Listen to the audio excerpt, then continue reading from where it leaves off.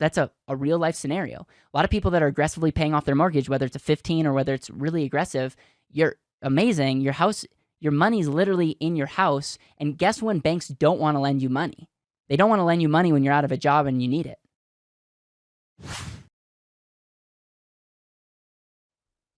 Should you pay off your house early? Should you do a 15 versus a 30? Should you just save up and pay cash for a mortgage? In this video, I'm going to be reacting to Dave Ramsey on the front end, and then on the back end, I'm going to show you using just my drawing tool on my computer why listening to Dave Ramsey could cost you at a minimum $300,000 and at a maximum millions of dollars. And hopefully it can be something that can be ingrained in your brain so that as you're making decisions on whether you should pay for a house or a car or making a decision, that you can understand the principle of opportunity cost and know that debt is not just inherently bad, can be used as a tool to be good. And so without further ado, let me listen and react to Dave Ramsey. And what I would love to say is I would love to hear from you in the comments. I know that anytime I make a video about Dave Ramsey, there's a lot of passionate people and a lot of you disagree with me. So I ask you to be open-minded, but like this video, comment below, tell me where I'm off on this, and also would love to hear your thoughts and your advice that you would give to this couple calling into the Dave Ramsey Show. Sam's with us in Wisconsin. Hi, Sam. Welcome to the Dave Ramsey Show. Hey, Dave. Thanks for having me. I appreciate everything that you guys are doing. Thank you. How can I help? So, a little bit of a unique situation. My wife and I are on our second home that we purchased from her parents, and her dad so graciously allowed us to purchase it from him, and he is our bank, and it is a 0% interest land contract that he is actually covering the taxes on. So we're in a great situation, but my question for you today, as we are looking at really starting to invest, I'm trying to weigh what would be a better return on our money, whether that would be to simply pay off our 0% interest mortgage as fast as we can, or to do a little bit of both of investing and while paying off our mortgage. We suggest when you're debt-free, everything. I want to just point out something because I'm a math person. So you're asking, should you pay off your 0% interest or should you invest? The only way you're going to get ahead with the 0% interest is if your investments give you a worse return than 0%. Everything but the mortgage, that your next step is to have an emergency fund of 3 to 6 months of expenses. We call that baby step 3. Do you have an emergency fund? We do, but I know that it's not as much as we should have. Okay. Just want, for the record, I do agree with Dave Ramsey. I believe the emergency fund needs to be talked about, is foundational, and will enhance a lot. And so I will give Dave Ramsey this. The first thing before we talk about any of this other stuff is it should be 3 to 6 months of household expenses in liquid cash that you don't touch for any reason. This is not I'm saving up for Christmas or vacation or a house or anything else. This is an emergency fund. Okay? Then once you've done that, then we do baby steps 4, 5, and 6 at the same time, but in that order of priority. 4 is 15% of your household income going into retirement, and that would be matching 401ks, Roth IRAs, traditionals, whatever, along those lines, and you're filling up stuff in good mutual funds there. And what's your household income? Household income is about $75,000 combined a year. Okay. All right. And so, we're talking about $9,000 a year, roughly. Is 15% of your income. One of the critiques I have for Dave Ramsey is why 15%? Why not 10? Why not 20? It's just 15% is his number that he sticks with, and it's interesting. I think what he's wanting people is to start invest, but it's just interesting on why 15% income. Everything above that then leaves us for baby step 5, which is kids' college. Do you have any kids that you need to save for college? We have one so far. We're in the first years of building our family, so yes. Okay. I would start something. It doesn't have to be dramatic, but I would start something towards the kids' college, $100 a month or something, in a good mutual fund. And that's going to be, a blast, and you get that rolling. And then everything else I'm going to throw towards the mortgage until it's paid off. I do want to get this mortgage paid off as fast as possible, regardless of the 0% interest rate. And here's the reason. It's your largest payment, and as a matter of fact, it's your only payment. And all the data tells us from the 10,000 millionaires that we surveyed that one of the keys to becoming a millionaire is getting your home paid off and keeping it paid off. Okay. All right, so you heard it. He's talking about data. He does this in almost all of his videos where he talks about the study that he does. And by the way, we're going to be dissecting the study. So if that interests you, make sure to subscribe to this channel. And we're just going to break it down because by all means, I am all about wanting to lean into what's the best thing. But he's essentially saying, because it's your biggest payment, because it's your only payment, pay it off. And what his logic is saying is take that payment and invest it. And in other videos, he will bring out his future value calculator and say, this payment is, if you could pay it off, then you could take this payment and invest it. And it's a magical hundreds of thousands, sometimes millions of dollars. And people get excited and they don't question him. They go, okay, that sounds awesome. Like, I can't argue with Dave Ramsey.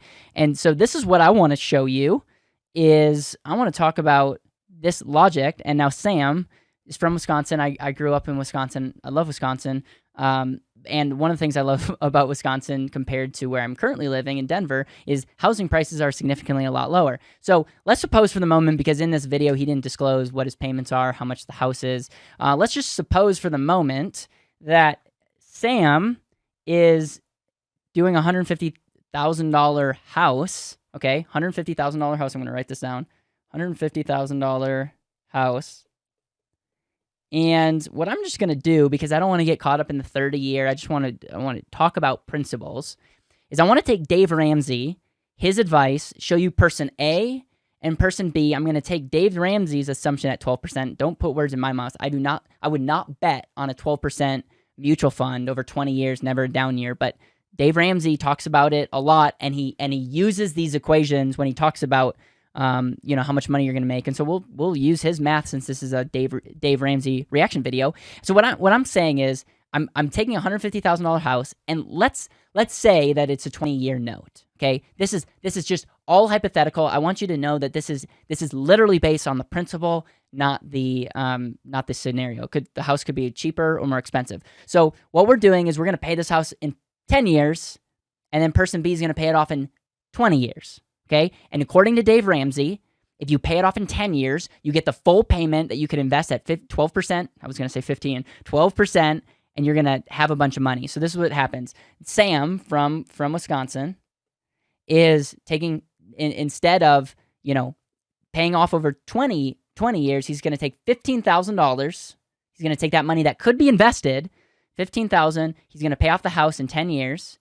And then what he's going to do on year 11, he's going to take this $15,000, invest in 12% mutual funds, according to Dave Ramsey, and at the end of that 10 years, i.e. 20 years later, he has $294,819. So Dave Ramsey could say, listen, why? Like, look at you're paying off your house, so you don't have a payment, which is your biggest expense. So then you can take that payment, invest it in 12% mutual funds, and have almost $300,000. Dave Ramsey could also say that's almost twice is what the house value. That's almost twice as much as the house value. You see how things can be twisted, and it could be like, wow, like that's a no-brainer. Of course I'm going to pay it off in 10 years, and I'm going to have twice what I paid at the end of 12 years. That must be amazing. Compound interest must be incredible. Person B is saying, wait a second, Dave. I'm going to, maybe I'm the idiot here, but what I'm going to do is I'm going to, instead of paying off in 10 years, I'm going to pay this 0% interest rate off in 20 years.